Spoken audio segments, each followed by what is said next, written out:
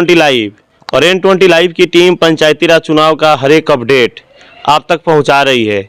तो अभी तक कुल 13 प्रखंडों में चुनाव हो चुके हैं, वहां के नतीजे भी आ चुके हैं और कहीं ना कहीं ये नतीजे इस बात की पुष्टि कर रहे हैं कि इस बार के पंचायती राज चुनाव में एक बदलाव की लहर चल रही है। लेकिन उससे भी बढ़कर ये बात है कि इस बार के पंचायती राज चुनाव जो हो रहे हैं वो निष्पक्ष और साफ सुथरा चुनाव हो रहा है। लोभ लालच से ऊपर उठकर जनता विकास को चुन रही है और जहां विकास हुआ है वहां जनता पुराने मुखिया को रिपीट कर रही है और जहां विकास नहीं हुआ है वहां की जनता बदलाव कर रही है।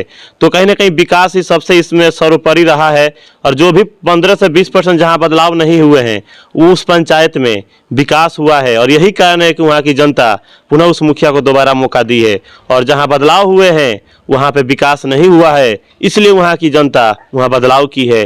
तो अभी हम मौजूद हैं दरौंदा प्रखंड के पिनर्थू खुद पंचायत में और यहाँ के जो वर्तमान मुखिया थे नैमुल हक सिद्दीकी, जो अपने संयम सादगी के लिए जाने जाते हैं और विगत 5 वर्षों का जो इनका सफर रहा है उसकी पड़ताल करने के लिए हमारी टीम कल इनके पंचायत में पूरी गाँवों को भ्रमण की और भ्रमण करने के बाद यहाँ से इनसे आके मिल रही है अभी। और कहीं ना कहीं भ्रमण करने के बाद एक चीज हमको देखने को मिला कि तमाम प्रखंडों में जो एक बदलाव की लहर चल रही थी और उस बदलाव के लहर का असर यहाँ पे आने के बाद कम हो गया, क्योंकि रीजन साफ था कि 5 वर्षों का जो सफर रहा मुखिया जी का, जनता उससे बहुत खुश थी। क्योंकि जनता का साफ का नाम था कि सरकार के जो भी योजना चला है इस पंचायत में उसका लाभ यहाँ के हर जनता को मिला है। वो चाहे हिंदू हो, चाहे मुस्लिम हो, चाहे किसी भी धर्म जाति का क्यों ना हो, उसका लाभ हर जनता तक पहुँचा है। और यही कारण है कि फिर से जब मुखिया जी चुनावी मैदान में है तो जीत के सबसे बड़े दावेदार माने जा रहे हैं। और कोई भी प्रत्याशी अगर चुनाव यहाँ से लड़ रहा है तो उसका साफ का नाम है कि हम लोग मुखिया जी को हराने के लिए चुनाव लड़ रहे हैं, मुखिया जी से ही हम चुनाव लड़ रहे हैं। तो कहीं ना कहीं जनता को तय करना है कि कौन मुखिया योग्य है और कौन फिर से गद्दी पे विराजमान होगा, ये जनता तय करेगी 8 तारीख के दिन। तो आइए सबसे पहले जानते हैं मुखिया जी से कि 5 वर्षों का सफर कैसा रहा और इस 5 साल में जनता ने काफी उतार चढ़ाव देखी है और उसके बावजूद भी इस पंचायत का विकास में ना तो कोई कमी हुआ ना ही कोई कटौती हुआ। तो सबसे पहले स्वागत है मुखिया जी हमारे चैनल पे आपका। आपका भी बहुत बहुत स्वागत है।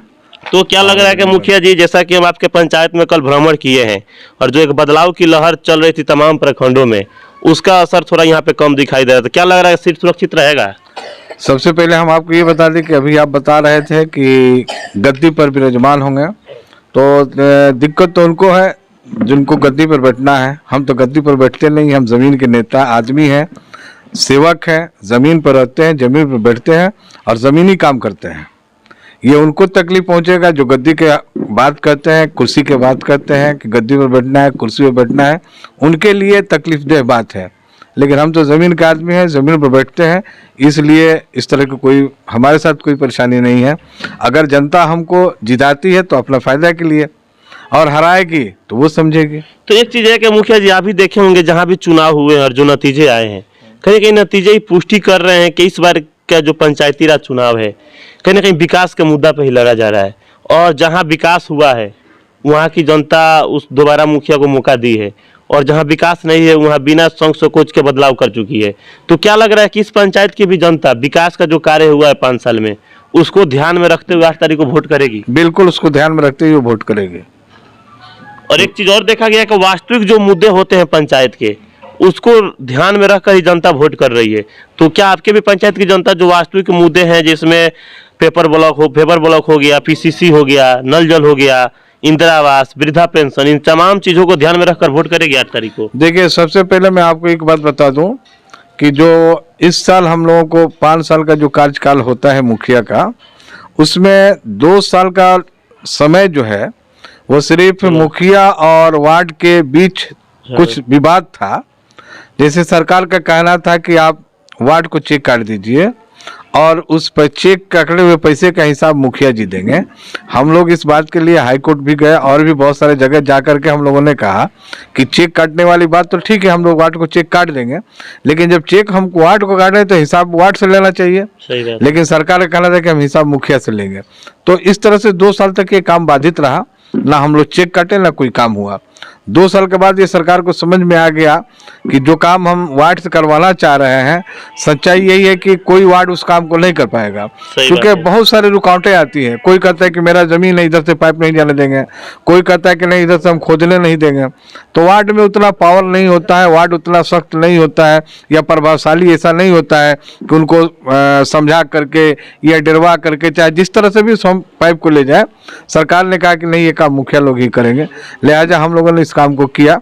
जैसे मेरा 11 वार्ड है, 11 वार्ड में 10 वार्ड में आप घूम के देखे भी होंगे, लोग पानी पी रहे हैं और सुचारू रूप से हर जगह नल जल कामयाब है और चल रहा है।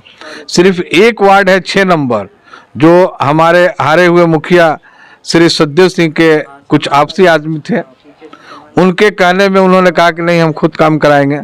उसका चेक काट करके हमने उनको दे दिया, जिसका नतीजा हुआ कि वो काम आज तक भी पूर्ण नहीं हुआ, वो काम अधूरा रह गया है, जिसको वो कहते हैं कि मुखिया जी का काम था। लेकिन सच्चाई यही है, जब आप घूमिएगा तो वो उनके बहुत करीबी आदमी था, जो वार्ड था वहाँ का, और उप मुखिया भी उसको वही बनाए थे। तो नतीजा यही निकला कि वो एक काम अधूरा रह गया है। नहीं तो 10 वार्ड में आज भी लोग पानी पी रहे हैं, उसमें सिर्फ हमने चेक काट दिया है। उस पर FIR करने के लिए हमने सरकार को 2 बार लिखित रूप से दे दिए हैं कि सर इन पर सरकार इस पर कार्रवाई करे कि ये पैसा जो है गबन कर लिया गया है। जल नल के पैसा हमने 10 लाख रुपया का चेक उनको काट के दे दिया है और धरातल पर काम 6-7 लाख रुपया का हुआ है। तो मुखिया जी, एक चीज है कि जहां भी बदलाव हुए हैं आप भी देखे होंगे, उस बदलाव के पीछे का रीजन यही है कि जो नल जल योजना है वो सही सलामत धरातल पे नहीं पहुंची है। और क्योंकि हर एक वार्ड में 15 से 20 लाख का योजना था, ये सारे पैसे जनता को दिखाई दे रहे थे और उसके बदले में जनता को जब कुछ मिला नहीं, इसलिए जनता आक्रोशित होकर मुखिया लोग पे उसका गुस्सा निकाली। और दूसरा बड़ा रीजन है इतना बदलाव होने का कि जो ये ई ग्राम स्वराज जो पोर्टल है, उस पे आप लोग को योजना शायद दर्ज कराना है केवल, और योजना का जो अनुमान राशि है उसको भी दर्ज करा देना है। और जो विपक्षी रहे हैं उस पंचायत के, वो लोग क्या किए, उस योजना को उसका लिस्ट निकाल कर वो जनता के समक्ष परोसते थे कि देखिए मुखिया जी इस काम के लिए इतना रुपया उठा चुके हैं और काम नहीं हुआ है। और इस बात को जनता नहीं समझ पा रही थी, जनता को इसमें सच्चाई दिखाई देता था। और यही कारण हुआ है कि 80 से 90% आपको बदलाव देखने को मिल रहा है, जबकि इसका रियल चीज कुछ और है, हकीकत कुछ और है। केवल उस पर योजना को अपलोड कराना है, अनुमान राशि कराना है, अगर काम हो जाएगा तो उसको दूसरे माध्यम से दिखाई देगा वो। तो इसको आप क्या आपके पंचायत की जनता इस सब चीजों को समझेगी? देखिए, ये काम मेरे यहाँ भी हुआ है जो आपने बताया है। हमारे यहाँ जो हमसे जो हारे हुए मुखिया हैं, उन्होंने भी इसी काम को किया है। कुछ 6-7 4-5 कैंडिडेट को उन्होंने खड़ा किया है और बजाबते उसी पेपर को निकलवा करके उन लोगों के पास भेज दिया है। और वो लोग आवाम के पास इस बात को भी बताया है कि मुखिया जी 1 करोड़ रुपया उठा लिए हैं और उस काम को धरातल पर नहीं किए हैं।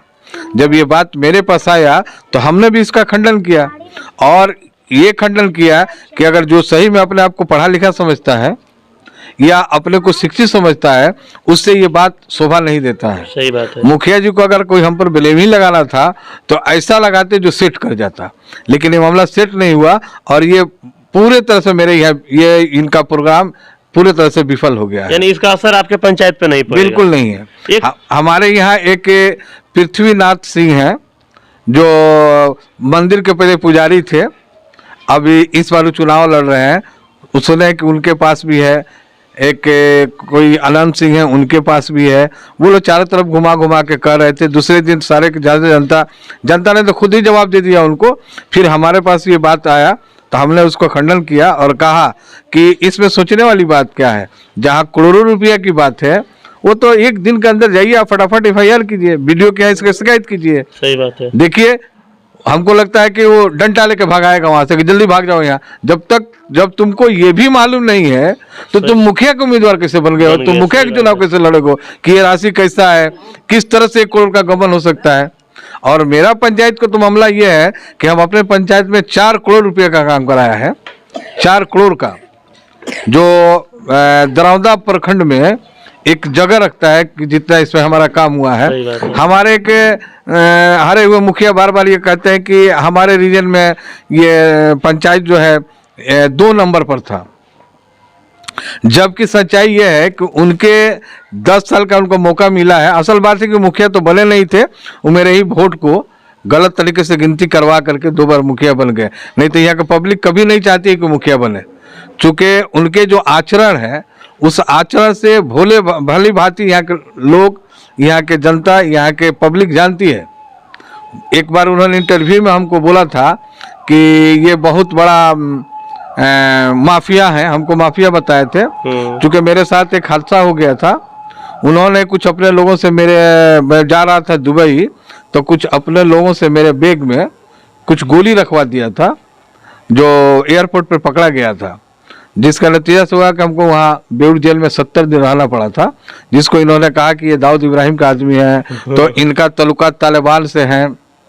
लेकिन जब पता चला, जब हम फिर थोड़ी दिन कर बाहर आ गए और सारा केस मुकदमा खत्म हो गया, तो इनके मुंह पर कालिख लग गया कि सच्चाई क्या है। हकीकत यह है कि आप भी जानते होंगे, या हमारे बड़े बुजुर्ग यहाँ बैठे हुए हैं, आपके यहाँ 1976-77 से लेकर के 81-82 तक एक दौर गुजरा है, जिसमें सूरज डूबने के बाद ही डकैती शुरू हो जाता था। सही बात है। हाँ, कभी वहां बम चालू था, कभी वहां बम की आवाज आती थी, कभी वहां बम की आवाज आती थी। ठीक है, इस तरह से गांव में चोरी चलमारी सब होता था। उस वक्त मुखिया जी का क्या रोल था, ये हम अपने मुंह से कहना नहीं चाहते हैं। मुखिया जी को 2 हिस्सा मिलता था, उनके बंदूक का अलग मिलता था और जो काम में जाते थे उसका अलग मिलता था। ये पूरा पंचायत के लोग जानता है। तो अब तो हम ये अपने जुबान से नहीं कहेंगे, तो लोग जानता है क्या करते थे, और मेरे बारे में पंचायत के लोग क्या जानता है। ये 4 करोड़ काम करने के बाद भी आज हम कम से कम 5 से 6 लाख रुपया के कर्जदार हैं। तो एक चीज है कि मुखिया जी के जो भी अभी का बिहार सरकार द्वारा जो भी योजना चल रहा है, उसमें कोई ऐसा योजना नहीं है कि जिसका पैसा आप उठा सकते हैं बिना काम का। जितना भी काम है, पहले काम होगा तभी पैसा उसका उठ सकता है। और उसके कंडीशन के बावजूद अगर कोई आरोप लगाता हो कि ये काम नहीं हुआ, इसका पैसा उठा लिया गया है, तो कहीं ना कहीं इसका क्या अर्थ समझा जाए? देखिए आप तो पत्रकार हैं, पढ़े लिखे लोग हैं, यहाँ भी अच्छे शिक्षित लोग बैठे हुए हैं। हमारे बजरंगिया के पंचायत के ये जिला परिषद के उम्मीदवार हैं और उनकी मैडम हैं। आपको मैं ये एक बात बता दूं, पहले के मुखिया कुछ और था, अभी के मुखिया कुछ और है। आप तो पैसा हड़पने की तो बात छोड़िए, अब सरकार ने ऐसा नियम बना दिया है कि अगर आप 5 लाख रुपया के कहीं काम करा रहे हैं तो पहले आपको काम कराना पड़ेगा, फिर उसका वाउचर आपको भरवाना पड़ेगा, फिर एमबी बुक करवाना पड़ेगा। जब जेई आकर के एमबी बुक करेगी कि हाँ इतना का काम हो गया है, और उसके बाद से एमबी बुक करने के बाद से वाउचर पर आपको सिग्नेचर करना पड़ेगा। और जब सिग्नेचर करके सारा चीज सबमिट कीजिएगा, तब जाके वहां से पेमेंट होगा। वो भी आपको नहीं होगा, वो एजेंसी को भेजा जाएगा। जिसने ईंट दिया है, ईंट वाले का पैसा ईंट के पास जाएगा, बालू वाले का पैसा बालू वालों के पास जाएगा, सीमेंट का पैसा सीमेंट वाले के पास जाएगा। इसमें मुखिया अगर सोचे कि हमको कुछ मिल जाए, या कोई जनप्रतिनिधि हमको, यहाँ कुछ भी मिलने नहीं जा रहा है। ठीक है, तो इसलिए अब हड़पना चोरी करना तो बहुत दूर की बात हो गया है। अब ऐसा नहीं कर सकते हैं। और अभी नहीं, ये सिस्टम अभी 1 साल से चल रहा है। अभी हम लोगों ने जो काम करवाया है, ये कोई पेमेंट हम लोग को नहीं मिलता है, ये सारा एजेंसी को जाता है और एजेंसी अपना वाउचर बना के देती है, उसको पेमेंट होता है। तो मुखिया जी, इसमें बहुत सारे ऐसे चेहरे हैं आपके पंचायत से जो इस मुखिया पद को एक बिजनेस के व्यू से देख रहे हैं और इसको एक मतलब 5 साल का रोजगार समझ के ये चुनाव लड़ रहे हैं। तो क्या लग रहा है कि जनता वैसे प्रत्याशी पर विश्वास कर पाएगी और अपना भविष्य उनके हाथों में देगी? कभी नहीं देगी। जनता तो अपना फैसला करेगी ही करेगी, जैसा अगले बार की इस बार करेगी। लेकिन अभी प्रचार की गाड़ी चल रही है, आप सुन रहे होंगे। हमारे मुखिया साहब जो हैं, मुखिया जी जो है ईमानदार और बहुत अच्छे व्यक्तित्व के मालिक हैं, जो अपने आप को समाजसेवी कहते हैं। उन्होंने बार बार अपने भाषण में कह रहे हैं या कहवा रहे हैं किसी से कि यहाँ के जनता से गुजारिश कर रहे हैं कि आप लोग एकदम जगे रहिए। आप ही लोग के लूटे हुए पैसे से कुछ लोग कपड़ा बंटवाते हैं, कुछ लोग जर्सी बंटवाते हैं, कुछ लोग पैसे बांटते हैं। ठीक है, असल बात है कि उनका कमेंट जो है मेरे ऊपर है। चूँकि हम मुखिया रहते हैं तो भी, नहीं रहते हैं तो भी, 10 साल हम मुखिया नहीं थे उस वक्त भी, और आज हैं तब भी। हम छठ और होली में जितने गरीब किस्म के लोग हैं उनको साड़ियाँ बंटवाते हैं। हर साल ठंडी के मौसम में उनको कंबल बंटवाते हैं। उनको जर्सी बंटवाते हैं, जॉकेट बंटवाते हैं। ये इस साल नहीं, इस साल तो खैर हम बांटिए नहीं सकते, चुनाव का टाइम है, अभी आचार संहिता में हम चले जाएंगे। लेकिन इसके अलावा सारा ठंडी का मौसम आ गया, ठंडी में कंबल बांटेंगे, ठीक है, जर्सी बांटेंगे। त्योहार का टाइम आता है उसमें साड़ी बांटते हैं। आज नहीं, शुरू से लेकर आखिर तक 10 साल जब नहीं थे तब भी मुखिया जी को है कि जब तक 10 साल थे तो 10 साल तक तो ठीक ही है। जिस दिन चुनाव हारे उसी दिन बैग जो है पीठ पर लिए और तलवारा का रुख कर लिए, पंचायत से नाता तोड़ लिए। अब कह रहा है कि हम पंचायतें में रहते हैं। तो खैर जनता ही है कि जवाब देगी क्या करते हैं। अब जो हम के हैं वो भी, आज जो वो कर रहे हैं सभी सामने है, जनता उसका जवाब देगी। हम तो बेफिक्र सो रहे हैं, कोई हमको चिंता फिक्र नहीं है। अगर जनता हमको जिताएगी तो लाभ उठाएगी, हरवाएगी तो नुकसान वो करेगी, हमको उससे कोई दिक्कत नहीं है। तो अंत में हमारे चैनल के माध्यम से आपके पंचायत की जो जनता अभी आपको देख रही है हमारे चैनल के माध्यम से, क्योंकि 8 तारीख को इस पंचायत में वोटिंग है और जनता के 5 साल का भविष्य का बात है, और जनता का एक वोट और एक गलत फैसला 5 साल तक कष्टदायक पहुंचा सकता है। तो क्या आप जनता से अपील करते हैं अपने चुनाव चिन्ह जो मिला है ढोलक छाप उसको भी लेकर? देखिए, हम जनता से अपील करते हैं कि हारने से हमारे सेहत पर कोई असर नहीं पड़ता है, इसलिए कि पूरा पंचायत की जनता जानती है कि मेरे जी में दुबई में 5-5 कंपनियां चलती है, एक कंपनी नहीं 5 कंपनी चलती है। यहाँ कलकत्ता में मेरा 2-3 जो है मछली का होलसेल बिजनेस चलता है। मेरे भतीजा 4-4 इंजीनियर है, मेरा बेटा इंजीनियर है। जब मुखिया थे तो भी हम स्कॉर्पियो से चलते थे, हम नहीं थे तो भी स्कॉर्पियो से, और 2-4-10 लोग बराबर मेरे साथ रहते हैं, खाते हैं पीते हैं। महीना के 50 रुपया मेरा पहले भी खर्च था, आज भी खर्च है, और ये सब हमारे अपने निजी पैसे से खर्च होता है। हम मुखिया के पैसा से कोई खर्च नहीं करते हैं, और ना मुखिया के पैसा हमारे घर में खर्च होता है, और ना आज तक हमने कोई 1 इंच जमीन कहीं लिया है। सुना होगा, लोग कहते हैं कि इस बार इतना लोग मुखिया कमाए हैं कि कोई दिल्ली में घर बनवा लिया, कोई कहीं बनवा लिया, कोई कहीं बनवा लिया, लेकिन आज तक हम कहीं 1 इंच जमीन भी नहीं लिए हैं, ना एक कहीं कुटिया बनवाए हैं, ना हमारे बैंक में किसी बैंक में 50,000 या 1 लाख रुपया भी होगा, क्योंकि नॉमिनेशन के वक्त में डिटेल देना पड़ता है। अगर कोई को विश्वास नहीं होगा, बहुत सारे चालाक लोग हैं, तो जाके देख लें कि हमने अपने बैंक के अकाउंट में कितना पैसा शो किया है। गहना गुड़िया भी शो करना पड़ता है, हम कितने गहना उसमें शो किया है। हमारा एक ही अपना लक्ष्य रहता है कि जो भी पैसा आता है लोगों में बांट देते हैं, लोगों को खिलाते हैं। उनके गरीब लड़कियों की शादी में हमारा खर्च होता है, कोई मर गया उस वक्त खर्च होता है, किसी के साथ कोई बीमारी हो गया तब खर्च होता है। अभी आपको बताया कि धनकटोली के एक आदमी है जिसको लोग बोलते हैं कि धनकटोली मुखिया जी का है, वाकई में मेरा ही है वो। उसमें बहुत से बीमारी मरने के लोग करते हैं, लेकिन नहीं मरता है लोग। अभी एक काम हुआ, एक बेचारा धनकटोली का आदमी जो रहता था बॉम्बे में, उसको एक ऐसा जख्म हो गया था कि उसको हॉस्पिटल में एडमिट कराना पड़ा, बहुत बड़ा हॉस्पिटल में। उसमें 30,000 रुपया खर्चा रहा था, वो 30,000 रुपया हम उसको यहाँ से भेजे, 30,000 भेज करके उसका इलाज करवाए, एम्बुलेंस पहुँच कर घर पर बुलवाए।